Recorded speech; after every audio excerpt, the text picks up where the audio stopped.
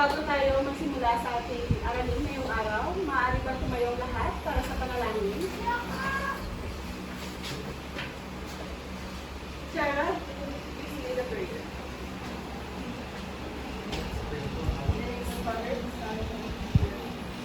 So, ang ating aralin ngayong araw ay tungkol sa nasyonalismo sa silangan at timog silangang Asya. Pero bago tayo magsimula, atin munang alamin ang pamantayan. Para sa pamantayan pang nilalaman, pakibasa, Inaiza. Ang mag-aaral ay napakalagahan ang pagtubo ng mga Asyano sa mga kawan na pagbabago, pag-unad, at pagtuloy sa silangan at ibon silang sa transitional at makabagong panahon ika 16 hanggang ika 20 siglo. Ang mag-aaral ay nakapagsasagawa ng kritikal na pagsusuri sa pagbabago, pag-unad at pagpapatuloy ng silangan at ibon silang Asya sa transitional at makabagong panahon. Nasusuri ang mga sanib mangyayari at kahalagahan ng nasyonalismo sa pagbuo ng mga bansa sa silangan at ibon silang Asya. Maraming salamat, Inaiza. So, susunod ay ang ating tiyak na layunin. Napakahalaga na malaman ng mga estudyante ang ating tiyak na layunin dahil ito ang ating basihan sa aralin natin ngayong araw. Para sa cognitive, ang mga mag-aaral ay nag-iisa-isa ang mga salik at pangyayaring nagbibigay daan sa pag-unlad ng nasyonalismo sa silangan at timog silangang Asya. Para naman sa affective, nabibigyang halaga ang papel ng nasyonalismo sa pagbuo ng mga bansa sa silangan at timog silangang Asya. At para naman sa psychomotor, ang mga mag-aaral ay nakakagawa ng slogan na nagpapaliwatig ng matinding pagmamahal sa bayan. Bago tayo tumungo sa ating aralin, hindi natin balikan ang mga tinalakay natin noong nakaraang araw. Ang tinalakay noong nakaraan ay ang tungkol sa unang yugto ng kolonyalismo at imperialismo sa silangan at timog silangang Asya. Ano kaya naging dahilan ng pananakop ng mga kanlurani sa silangan at timog silangang Asya? Inaiza. Dahil sila ay mayaman sa dito. Okay, dahil sila ay mayaman sa dito. Other answers? Christy? Dahil sa mga maaayos na daungan. Okay, dahil sa mga maayos na daungan. Habang sa epekto naman ng pananakop, ano kaya ang epekto ng pananakop ng mga kanlurani sa bansa? So silangan timog silangang Asya, Inaiza? Kinokontrol ang kawanan. Okay, kinokontrol ang kalakal. Ano pa? Christy? Dahil sa pananakop, marami ang nagbilang. Okay, dahil sa pananakop, marami ang naghihirap. Okay, sa mga sagot nyo, aking nakikita na handa na kayo para sa ating bagong aralin. So bago magsimula ang ating bagong aralin, mayroon tayong gawain 1, suri larawan. Ano ang nakikita nyo sa larawan? Meron itong pang-prosesong tanong na inyong sasagutin. Number 1, ano makikita sa larawan? Number 2, ano ang pinapaliwatig ng larawan? At number 3, paano na ipapakita ng mga nasabing bayani kanilang pagmamahal sa bayan? Pakisagot ng number 1, Gerald. Ano mga makikita sa larawan? Ang makikita sa larawan ay mayroon ang mga mukha ng ating mga bayani at mayroon ang rin watawat ng Pilipinas. Okay, magaling. Number 2, pakisagot, Inaiza. Ang pinapaliwanag ng larawan ay ang ating mga pamansang bayan na sa sakripisyo para makakamit natin ang ating demokrasya at kalayaan. Okay, upang makamit natin ang kalayaan. Maraming salamat, Inaiza. Number 3, paano may papakita ng mga nasabing bayani ang kanilang pagmamahal sa bayan? Aiza? Dahil ilalay nila kung ang buhay sa bayan. Okay, dahil inalay nila ang kanilang buhay para sa bayan. Kayo ba? Handa ba kayong ialay ang inyong buhay para sa inyong bayan? Si Aiza, mamana pa siya. Okay, next. Para sa gawain 2, code puzzle. Ano to gamitin ang code number para mabuo ang mga konsepto sa ibaba? Isulat sa patla ang mga titik na nakasulat sa code ng bawat bilang. At sagutin ang mga pang-prosesong tanong. Kaya may sa 10 minuto para sagutan ang gawain ito.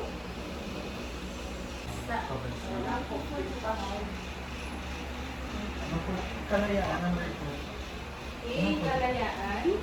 Number 1, nasyonalismo. Number 2, kalayaan. Number 3, Makabansa. makabansa. Number 4, Pananako. pananako.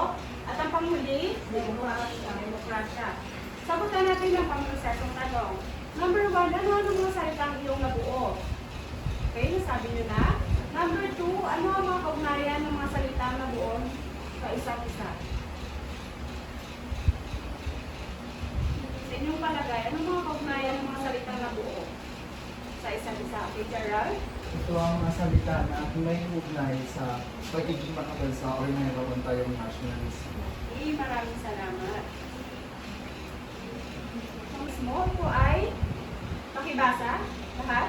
Daming mga bayan na may papakita sa pamamagitan ng hindi pagmamahal at kapalad sa inyong bayan. Okay, ito ay damdaming makabayan may papakita sa pamamagitan ng matinding pagmamahal at pagpapahalaga sa inyong bayan. Magbigay ng halimbawa ng pagiging nasyonalismo bilang mag-aaral. Ano ang iyong maaaring gawin upang may pakita ang pagiging nasyonalismo? Gerald? Pag-awit ng ating pambansang awit na mga buong pagmamahal sa ating bayan.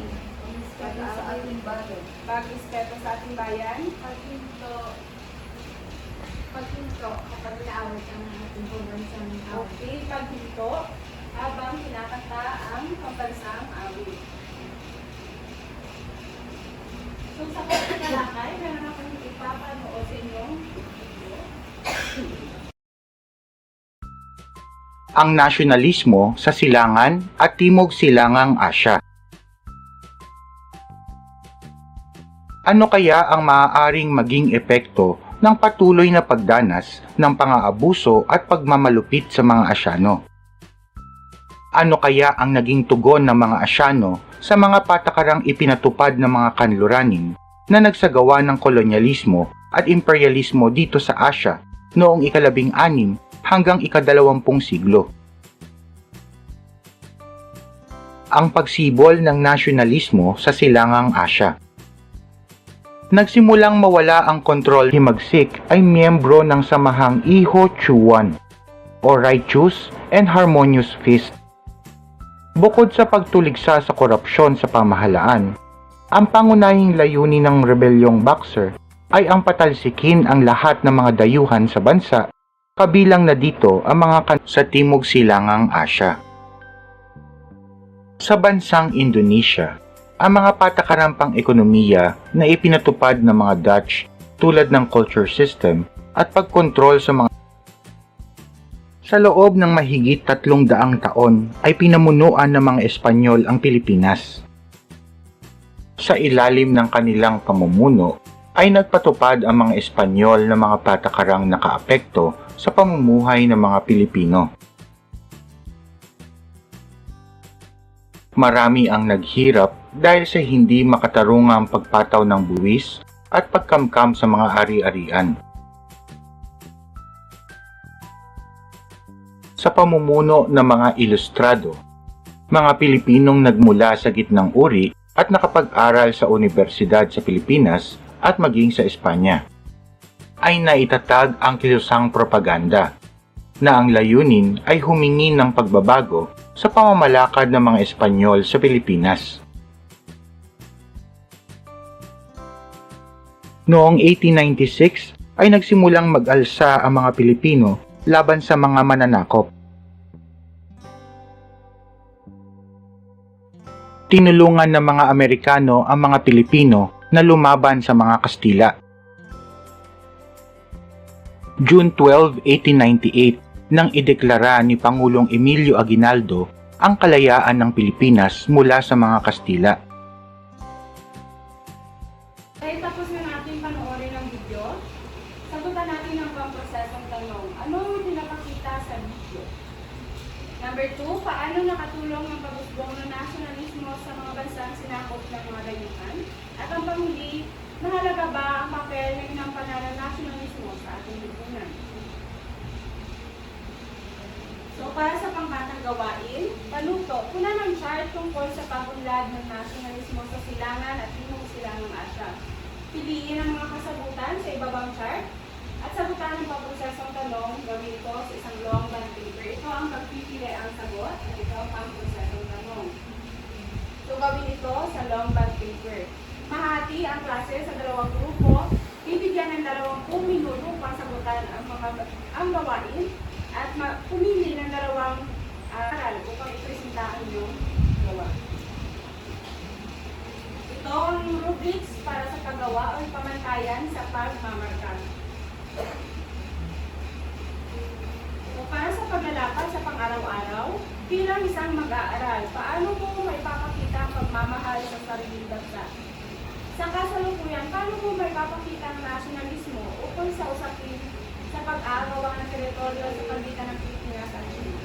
Magaling, maraming salamat sa sagot mo, Gerald. Para sa gawain 4, pick me, pakisulat na inyong pangalan sa binigay kong 1/8 paper. Ilagay dito sa kahon.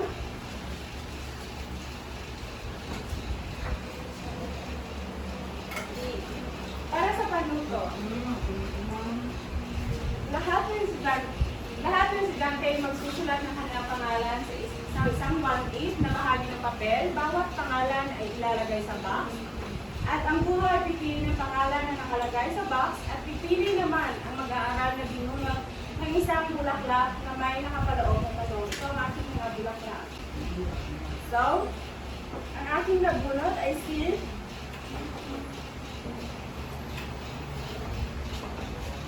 Aiza Kambas. Pumili ka ng isang bulaklak.